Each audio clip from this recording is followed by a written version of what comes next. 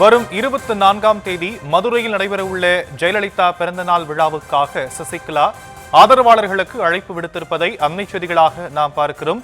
துரோகிகளை வேறறுக்க ஒன்றுபடுவோம் என அவர் அழைப்பு விடுத்திருக்கக்கூடிய அண்மை செய்தியை பார்க்கக்கூடிய நிலையில் விவரங்களை செய்தியாளர் ராஜேஷ் வழங்க நாம் கேட்கலாம். ராஜேஷ், விவரங்கள். ஷாம், வணக்கம்.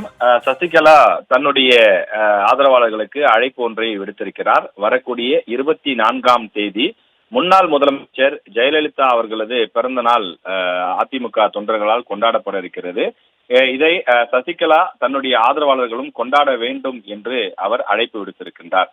அவர் தனியாக ஒரு அணி போல செயல்பட்டு வரக்கூடிய நிலையில தொடர்ந்து கடந்த ஒரு 4-5 நாட்களாக தமிழ்நாடு முழுவதும் இருந்து தன்னுடைய ஆதரவாளர்களை வரவழைத்து போயஸ் கார்டனில் இருக்கக்கூடிய தன்னுடைய இல்லத்திலே அழைத்து பேச்சுவார்த்தை நடத்தி வருகின்றார்.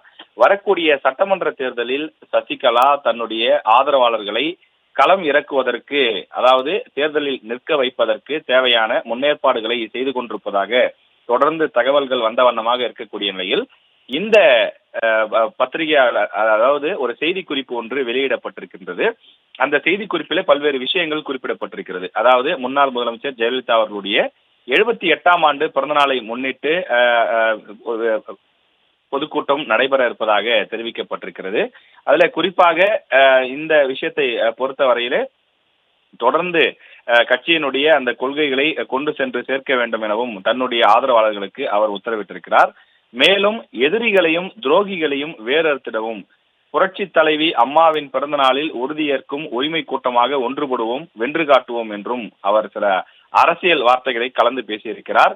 அந்த பிறந்தநாள் விழா பொதுக்கூட்டம் நடைபெறக்கூடிய நாளிலே அவர் கட்சி அறிவிப்பையும் வெளியிடப் போகிறார் என்ற தகவல் வெளியாகி இருக்கிறது. அதை அதிகாரப்பூர்வமாக இந்த செய்தி குறிப்பில் சொல்லவில்லை என்றாலும் சூசகமாக குறிப்பிட்டிருக்கிறார்கள். அதாவது வரக்கூடிய 24ஆம் தேதி ராமநாதபுரம் மாவட்டம் கமுதியில் இருக்கக்கூடிய கோட்டைமேடு பகுதியிலே பசும்பொன் முத்துராமலிங்க தேவர் திடலிலே இந்த பொதுக்கூட்டம் நடைபெற இருக்கிறது. அந்த பொதுக்கூட்ட திடலில் வைத்து சசிகலா அவர்கள் ஒரு அறிவிப்பை வெளியிட இருக்கிறார் என்று எதிர்பார்க்கப்படும் சூழலில் அவர் குறிப்பிட்டிருக்கக்கூடிய அரசியல் வாசகம், எதிரிகளையும் துரோகிகளையும் வேறறுத்திடவும் புரட்சி தலைவி அம்மாவின் பிறந்த நாளில் உறுதியேற்கும் உரிமை கூட்டமாக ஒன்றுபடுவோம், வென்று காட்டுவோம் என்று குறிப்பிட்டிருக்கிறார்.